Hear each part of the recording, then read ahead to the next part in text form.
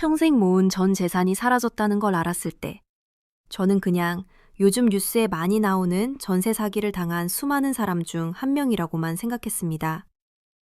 하지만 그 모든 걸 계획한 사람이 내가 세상에서 가장 믿었던 내 동생이란 걸 알게 된 순간, 저는 피해자가 아니라 그냥 바보가 되었습니다. 여러분이라면 어떻게 하시겠어요? 어릴 적부터 저와 동생은 정말 사이가 좋았어요. 부모님이 늘 바쁘셔서 저희 자매는 서로가 가장 가까운 친구이자 가족이었죠. 전 첫째라서 그런지 늘 동생을 챙기는 게 당연했고, 동생은 그런 저를 참 잘 따랐습니다. 제가 20살 때부터 악착같이 사회생활을 시작한 이유도 딱 하나. 빨리 돈을 모아서 낡은 집에서 고생하시는 부모님 편히 모시고 동생 미래를 든든하게 받쳐주고 싶었기 때문이에요. 그렇게 15년이 흘렀습니다. 친구들이 해외여행 가고 예쁜 옷 사입을 때 저는 정말 악착같이 모았어요. 이교대 공장에서 밤새우고 주말에는 식당 알바를 하면서 100원 한 장도 허투루 쓰지 않았죠. 그렇게 피와 땀으로 모은 돈 2억 원. 드디어 저만의 작은 집, 번듯한 전셋집을 구할 수 있다는 생각에 세상을 다 가진 것 같았어요. 바로 그때였습니다. 마침 독립을 준비하던 제게 동생이 조심스럽게 말을 꺼냈습니다. 언니, 내가 진짜 괜찮은 전셋집 알아봤는데 우리 회사 상사가 급하게 해외 발령 나서 시세보다 훨씬 싸게 내놨어. 워낙 급해서 부동산에도 안 올렸대. 진짜 나니까 언니한테 온 기회야. 동생은 활짝 웃으면서 자기가 얼마나 대단한 정보를 가져왔는지 자랑하더라고요. 동생이 보여준 사진 속 집은 제가 꿈에 그리던 바로 그 모습이었습니다. 깨끗한 신축 빌라, 햇살 잘 드는 남양. 무엇보다 시세보다 3천만 원이나 싼 보증금이 제 마음을 완전히 흔들었습니다. 제가 조금 망설이자 동생은 확신에 찬 목소리로 말했습니다. 내가 누군데 언니 일인데 아무거나 소개하겠어? 집주인분도 내가 잘 아는 분이고 서류도 내가 진짜 꼼꼼하게 다 봤어. 걱정 말고 나만 믿어. 내 동생이 설마 나를 속이겠어? 그 믿음 하나로 저는 제 인생이 담긴 통장을 열었습니다. 그게 모든 비극의 시작이 될 줄은 정말 꿈에도 몰랐습니다. 계약은 정말 순식간에 진행됐습니다. 동생은 바쁜 저를 대신해서 모든 걸 처리해줬어요. 집주인이라는 인상 좋은 중년 남자분과 함께 나타나 계약서를 썼고, 저는 동생이 완벽하다고 몇 번이나 확인해준 서류에 아무 의심 없이 도장을 찍었습니다. 등기부 등본도 깨끗했고 확정일자까지 모든 게 순조로웠죠. 보증금 2억 원은 집주인의 아내 명의라는 계좌로 보냈습니다. 왜 아내 명의냐고 물으니 공동명인데 아내가 자금 관리를 해서 그게 편하다고 하더군요. 동생도 옆에서 말했습니다. 요즘 부부들은 다 그렇게 해 언니. 걱정하지 마. 그렇게 저는 꿈에 그리던 새 집에 들어갔습니다. 처음으로 내 공간에서 잠들던 날의 그 설렘은 아직도 잊을 수가 없어요. 고마운 마음에 큰맘 먹고 동생에게 명품 가방도 선물했습니다. 동생은 뛸 듯이 기뻐하면서 말했죠. 언니가 행복하면 나도 좋아. 저는 정말 모든 게 행복했습니다. 하지만 그 행복은 한 달을 넘기지 못했습니다. 동사무소에서 전입신고 서류에 문제가 생겨 집주인 확인이 필요하다고 연락이 온 겁니다. 대수롭지 않게 집주인에게 전화를 걸었지만 받지 않았습니다. 아, 해외에 계시니 바쁘신가 보다. 그렇게 생각하고 문자를 남겼죠. 하지만 그 뒤로 며칠 동안 수십 통의 전화를 해도 그는 받지 않았고 문자 옆에 숫자 1은 사라지지 않았습니다. 불안한 마음에 동생에게 연락했더니 동생은 대수롭지 않게 말했습니다. 그래? 원래 좀 무뚝뚝한 분이라서 내가 한번 연락해볼게. 그런데 동생도 집주인과 연락이 안 된다고 하더군요. 이상했습니다. 자기 회사 상사라면서 어떻게 연락이 안 될 수 있을까요? 마음 한구석이 덜컥 내려앉는 기분이었습니다. 그때부터였어요. 제 안에 아주 작은 의심의 씨앗이 자라나기 시작한 건 시간이 갈수록 불안은 공포로 변했습니다. 저는 인터넷을 뒤져 집주인 연락 두절, 대리계약 사기 같은 사례들을 미친 듯이 찾아 읽었습니다. 모든 글이 꼭 제 이야기 같았어요. 결국 경찰서에 가기로 마음먹었습니다. 혹시나 해서 동생에게 이 말을 했더니 동생은 질겁하면서 저를 말렸습니다. 언니, 미쳤어?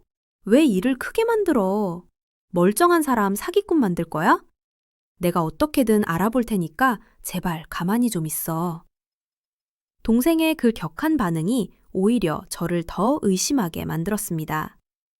저는 동생 몰래 경찰서에 가서 모든 상황을 설명했습니다. 경찰은 제 얘기를 듣고 계약서상 집주인의 신상 정보와 제가 돈을 보낸 계좌 명의자부터 확인해 보자고 했습니다. 며칠 뒤 경찰에게서 전화가 왔습니다. 결과는 충격 그 자체였습니다.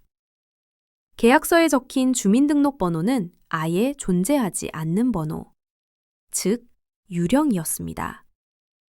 그럼 제가 돈을 보낸 그 계좌의 주인은 대체 누구였을까요? 경찰이 알려준 계좌 주인의 이름. 그 이름을 듣는 순간 저는 제 귀를 의심했습니다. 세상에 딱 하나뿐인 제가 너무나도 잘 아는 이름. 바로 제 동생의 이름이었습니다. 온몸의 피가 차갑게 식는 것 같았어요. 아니야, 아닐 거야. 동명이인이겠지. 뭔가 착오가 있었을 거야. 필사적으로 부정했지만 심장은 미친 듯이 뛰고 손발이 제멋대로 떨려왔습니다. 저는 곧장 집으로 달려가 동생이 줬던 서류 봉투를 뒤지기 시작했습니다. 그리고 그 안에서 제가 한 번도 본 적 없는 또 다른 서류 하나를 발견했습니다. 이 집의 진짜 부동산 매매 계약서였습니다. 그리고 매수인 칸에 적힌 이름은 너무나도 선명하게 제 동생의 이름이었습니다. 모든 퍼즐이 맞춰졌습니다. 동생은 이 집을 사들이면서 동시에 저에게 전세를 놓는 이중 계약을 꾸민 겁니다. 집주인 행세를 한 남자는 동생이 고용한 대우였고 모든 서류는 교묘하게 위조된 것이었습니다. 제가 평생 모은 2억 원은 그렇게 전부 동생의 주머니 속으로 들어간 것이었습니다. 그날 저녁 저는 동생과 마주 앉았습니다. 떨리는 손으로 매매 계약서를 동생 앞에 내밀었습니다. 이게 뭐야? 설명해봐. 이게 대체 뭐냐고! 목소리가 분노와 절망으로 갈라져 나왔습니다. 동생은 잠시 당황하더니 이내 모든 걸 체념한 표정으로 고개를 숙였습니다. 그리고 동생의 입에서 나온 말은 제 남은 세상을 전부 무너뜨렸습니다. 미안해 언니. 나도 어쩔 수 없었어. 어쩔 수 없었다니. 뭐가 어쩔 수 없었다는 걸까요? 동생은 울먹이며 모든 걸 털어놓았습니다. 주식 투자 실패로 억대의 빚을 지고 사채업자들에게 쫓기게 되자 결국 하나뿐인 언니를 상대로 범행을 계획했다는 것이었습니다. 언니 돈은 진짜 나중에 꼭 갚으려고 했어. 정말이야. 잠깐만 쓰고 돌려주려고 했단 말이야. 저는 그 자리에 주저앉아 통곡했습니다. 돈 때문이 아니었습니다.